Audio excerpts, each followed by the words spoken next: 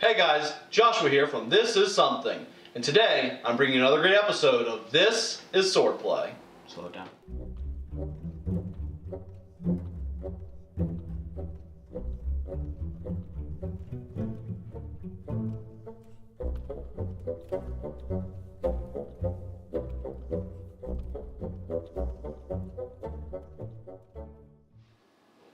Hey guys, welcome back to This Is Swordplay, and we're doing a review. And for those of you that haven't watched our last live stream, you know I kind of teased a little bit.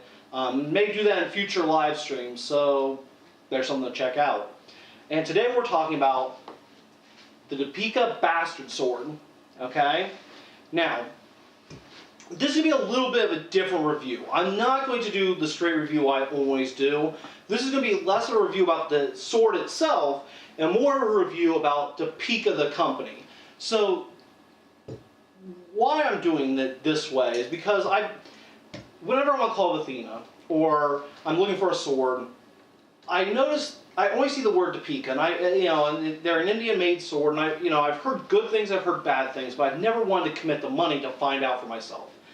And a couple months ago, Call of Athena had this sword from Depeeka on clearance for 40 bucks. It didn't come with a scabbard, with a sheath. And I thought, hey, you know what? For the price of a wall hanger, now's the time for me to give this a try and see what I think. So this video is going to be less of a review about the individual sword and more about my thoughts on Depeeka as a company. I don't have a price because, like I said, this was clearance. It's no longer on Call of Athena, but you can't find it on Amazon. You can find it on some other locations.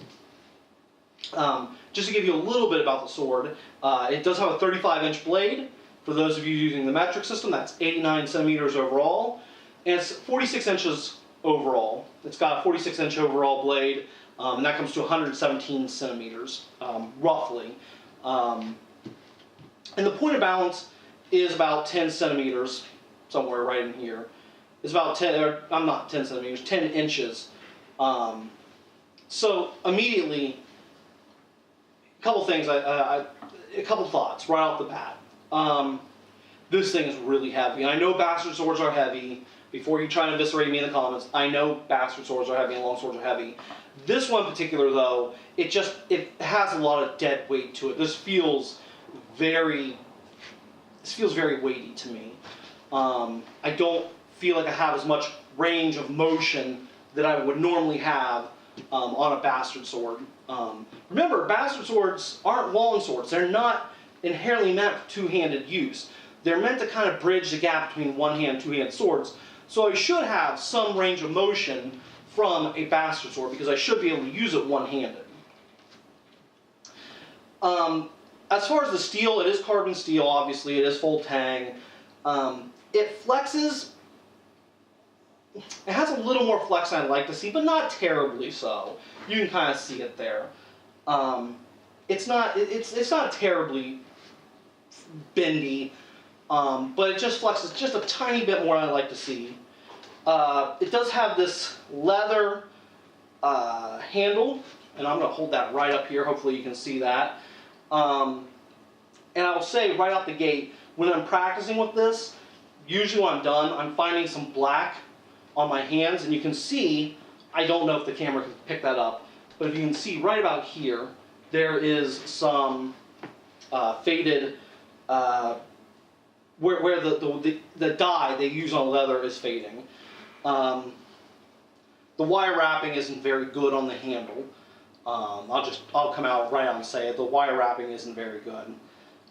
It doesn't look real complete. It's not recessed in real well. So some good points though. It does feel pretty solid. I will say that.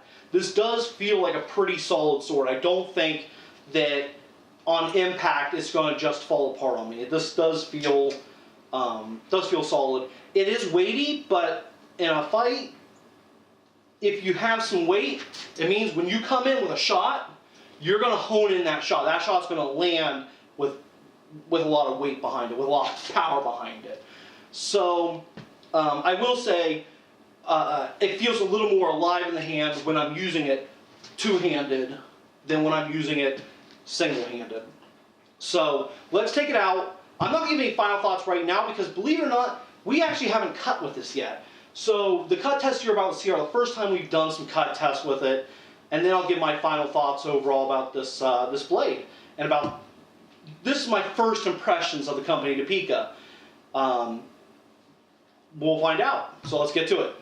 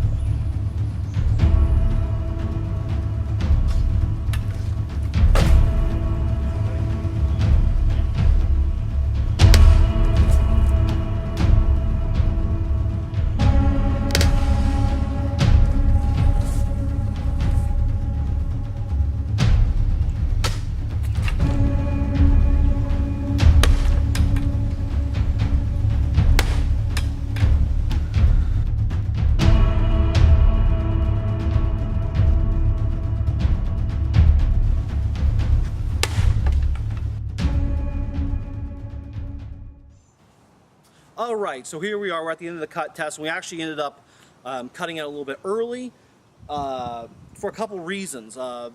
One, when we tried earlier a pommel strike on a coconut, and we have a picture of it right here.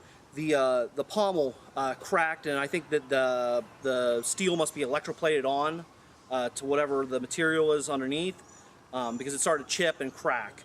And there's a crack in the pommel, as you can see in that photo. Furthermore, we had this little issue. We were striking the shield, was trying to do some just hitting this wood shield, and we had this happen right here. This is just all kinds of loosey-goosey. As you can see, I'm moving that back and forth. And furthermore, on our second strike on that shield, the blade bent. Right about here, and you probably can't see it because we did take a rubber hammer and hammer it back. Probably should have left it bent so you can see it. I can tell from where I'm standing there's just the slightest tilt over. So, first impressions of Depeeka, I certainly wouldn't spend 100, 150 if you're looking for a combat ready sword. If you're looking for something to do like light training with, maybe some light cut testing with, I still think there are swords in relatively the same price range from like windlass steel crafts that are better. This was just my first impression of Depeeka. This may have been a one-off. It may have been why it was on clearance. I would say that probably my final conclusion would be if I see another Depeeka product for 40 to 50 bucks, I might consider getting it and doing a second impression and see what, if maybe this was just a one-off deal. But as it stands, I'm not really impressed. I will go and spend my money. If I'm going to spend $150, $200, I'm going to spend it on something like a windlass, maybe even a cheap cold steel product. Now, cold steel obviously tends to go a little higher than like windlass, and obviously like dark swords and some of the other companies, Albion, are going to be quite a bit pricier. So as far as budget swords go, probably windlass is your best bet. I'm not real impressed with this product at all. I've never had a windlass do this. So there it is, guys. That's my impressions. Like I said, if I find another Depeeka for 40 or 50 bucks, I'll do another test run on it, and we'll make another video on it. But until then, that's where we're at. So thanks for watching, guys. Hope you enjoyed the video, and we'll see you next time. We hope you liked today's video. Don't forget to like and subscribe, and leave a comment because we enjoy chatting with you. Also, check us out on Instagram and Facebook at This Is Something. All the links are below. Thanks, and have a beautiful day.